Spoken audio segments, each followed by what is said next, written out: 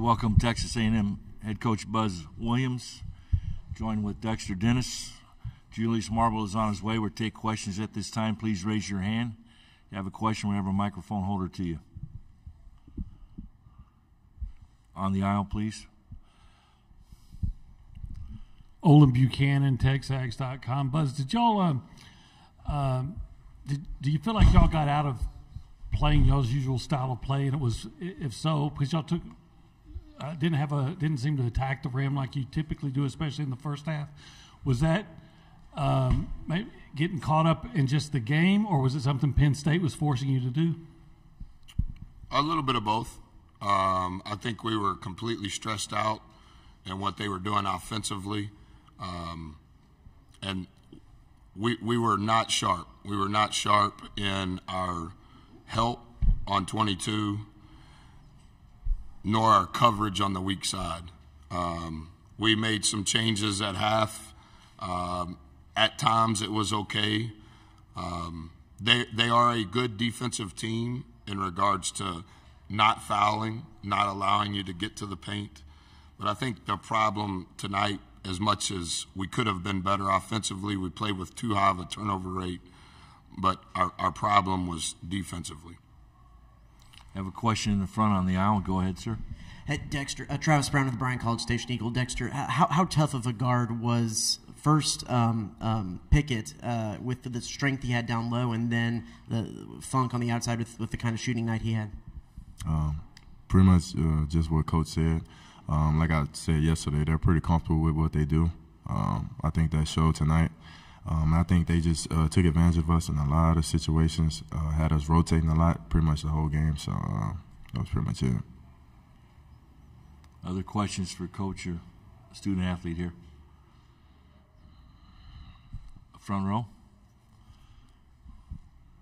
Buzz, you've been around a while. You've seen a lot of different kinds of offenses. Have you ever seen anything like Penn State's offense in college basketball? I think Coach does a great job in how 22 is utilized. He has the highest usage rate of any player we've played this year. And I think as talented as 22 is, his best talent is he makes a decision immediately relative to how you are going to defend him. And so that makes the other four players that are on the floor with him even better because he is an elite level passer that when your rotation happens, whatever you're going to do, the decision is happening now. And I think that that's why their basket assist rate is so high. And I also think because they play with the floor spread so much, 22s with the ball, they play with a low turnover rate. And then as soon as you make your decision on how you're going to help, it's going to lead to an immediate three or a one more. And too oftentimes, particularly with 10, our help was not distinct, and the other three in the rotation, their help in that coverage was not towards the shooters. It was towards watching the ball. Go with the mic. Yeah. The challenge for a bunch of players who've never seen this must be crazy, and you've got one shot to get it right, and if you don't. Yeah, it is a unique style in regards to the decision is coming from a player, and stereotypically speaking, that decision is coming in the middle of the floor. And so no matter what you're doing, whether it's zone, whether you're switching, whether you're not switching, they're going to get the matchup that they want on 22. And then if you don't help, then he's going to play in the middle of the floor with the ball. If you do help, the ball is immediately going towards where you have one less guy. And they did that extremely well tonight. On the aisle. Brent Zwerneman, Houston Chronicle. Buzz, could you sum up the season, getting the Aggies back into the NCAA tournament first time in 5 years? Well, I just told the group I'm really bad at beginnings, and I'm even worse at endings. And I probably should grow up and be a little more mature in planning that better. I just don't like to pre-plan what am I going to say if it goes bad. I want to keep playing. And as yucky as this game was, I think we will look back at what's transpired over the last 75 days with great memories. And I think that it speaks to who these guys are. I think it speaks to their parents. As you know, 6-5, December the 20th, and 120th in the net, 2 quad 4 losses. What has transpired since then has been so good. And I think as time goes, we'll look back at all of that. It's just emotional to get to this stage, play in the championship game for the second year, hurry up and come to Des Moines, play a very unique offense. They played incredibly well. We played incredibly poor. And as frustrating as that is, I get it. I understand it's results-oriented. But what transpired to get here has been really good, and I'm incredibly humbled and thankful. Up front. Travis Brown of the Bryan College Station Eagle. For both players, kind of along similar lines, Dexter, what did this season mean for you and as your final one in college? And Julius, what does the season mean for you, and what do you think this leads to moving forward? Start with Dexter first.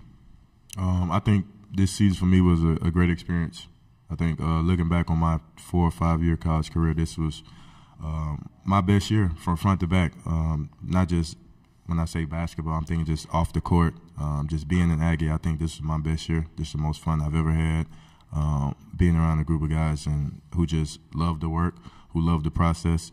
I'm extremely grateful that Coach Williams, Coach Johnson took a chance on me. And I think in the future, I think it sets us up, well, the Aggies up for just being a tournament team. You're one of us. Sets us up for just being a tournament team contenders every year, and not just 1 year at a time. So I'm extremely humble. I'm extremely grateful to even just be a part of this program. Yeah, I'm piggyback off that. This has probably been one of the most fun I've had in college.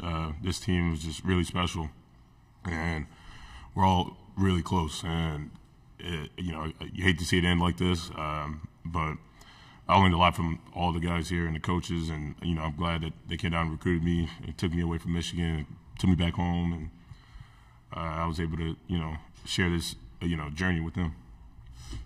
I have time for 2 more questions.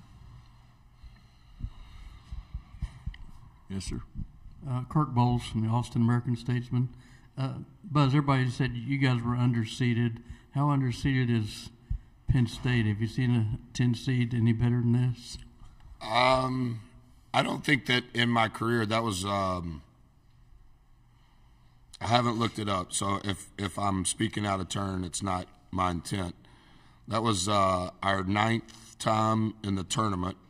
I don't think that we've ever been a 7, so we've never played a 10.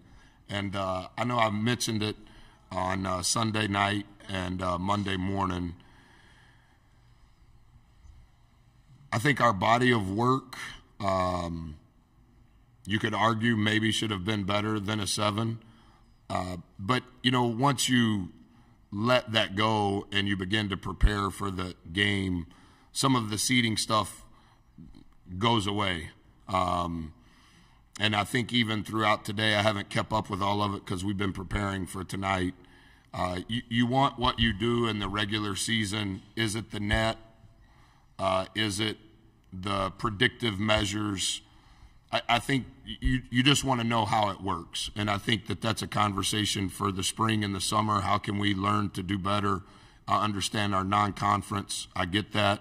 But I know that the net includes our non-conference. So whatever it is, I think we all just want to know. I thought Penn State was terrific, and they deserve all of the credit. Does that mean that they're better than a 10 seed? That's hard for me to know because I've just studied them. They had won 8 out of their last 10. I think they won 3 in a row on the road.